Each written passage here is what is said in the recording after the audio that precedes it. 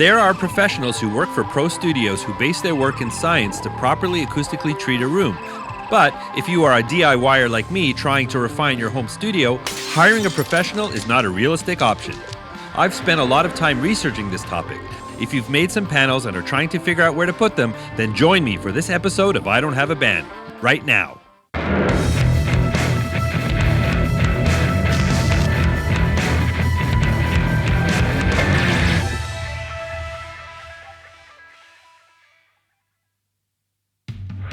Welcome to episode 4 of I Don't Have a Band. In this video, I'm going to focus on how I determine the right location for the absorption panels in my home studio. Perhaps you've made or are planning to make your own panels and want to know where to put them. This video should give you some ideas. There are several ways to actually mount your panels, often dependent on the types of walls in your studio. You can hang them like picture frames, use brackets or French cleats. My focus for this video is on determining placement. I recommend researching mounting tips for the types of walls you have.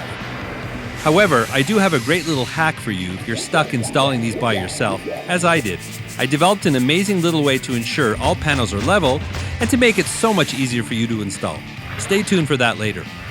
If you are wedged into the corner of an odd-shaped room, do the best with what you have. However, sound doesn't really care, so for best results, you need to try and follow some basic principles if you want to optimize your mixing environment. Ideally, you need to center your mixing position at one end of your room. The distance between your speakers and your sitting position should create an equilateral triangle with equal distance to the outside walls on your left and right. Also, if you can, try to keep some space behind your desk to the back wall. I have about 21 inches from the back of my speaker to the wall. My plan focused on 4 key areas: the wall behind my speakers, the corners behind my desk, the first early reflection points on either side of my desk, and the ceiling immediately above. There are more reflection points in the room, but this was a good place to start. So here's how my panel configuration ended up. To determine the placement of these panels, I did the following. Using a straight edge, I created a straight line from my sitting position to the left speaker and through to the back wall and marked this spot.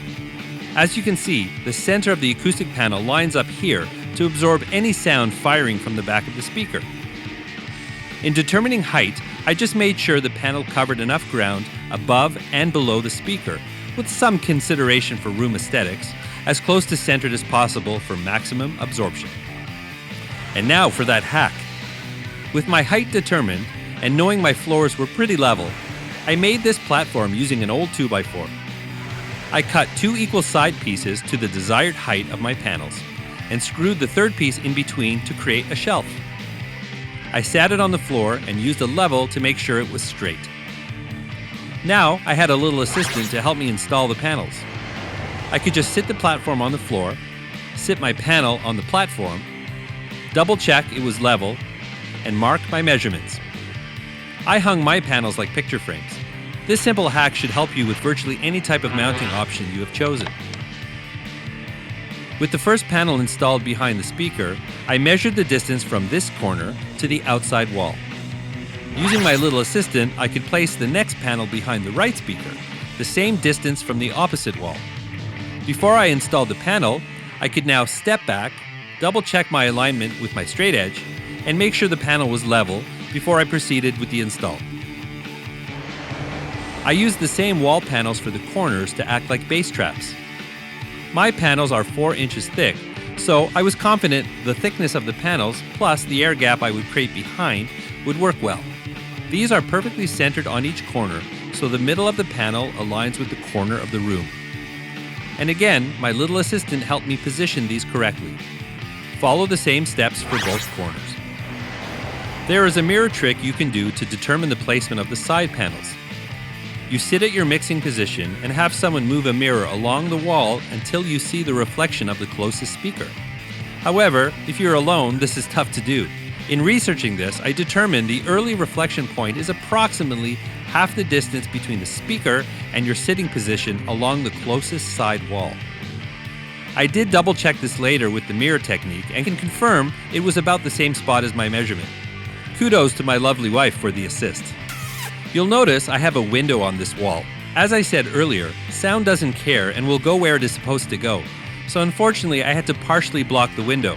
Hey, sound first. Once this panel was installed, I simply took a measurement from this corner to the back wall. So all I had to do for the opposite panel was mark the same distance and place the panel accordingly. There really are many benefits to a symmetrical setup. Lastly, I installed 2 clouds above my desk. These were built exactly like the wall panels. The only difference was the white fabric I used to wrap the panels instead of the dark gray I used for the wall panels. The early reflection points above are much the same as the side panels. I also wanted the outer edge of the clouds to line up with the outer edge of the side panels. And since symmetry was my friend for this install, I already had this measurement. I ran a piece of string along the ceiling that lined up with the outer edge of each side panel to help guide the placement for the clouds. I'm not gonna lie, getting these clouds up by myself was a feat of engineering. I wish I had a camera running. Regardless, in keeping on topic, this is how I determine their placement. Also, the clouds are angled with each back hanging a little lower than the front. I produced a video which demonstrates the effect these panels have in my studio. Feel free to check that out before you tackle your project. The link is in this video's description. I hope this video helps you as you plan your own acoustic treatment for your home studio. If you have any thoughts, please throw them into the comments. I work hard producing these videos, so if you like what I'm doing, a like and a subscribe to my channel is greatly appreciated. Remember, you don't need a band to rock and roll. There are a lot of great musical projects you can do by yourself right from your very own home. Thanks for watching.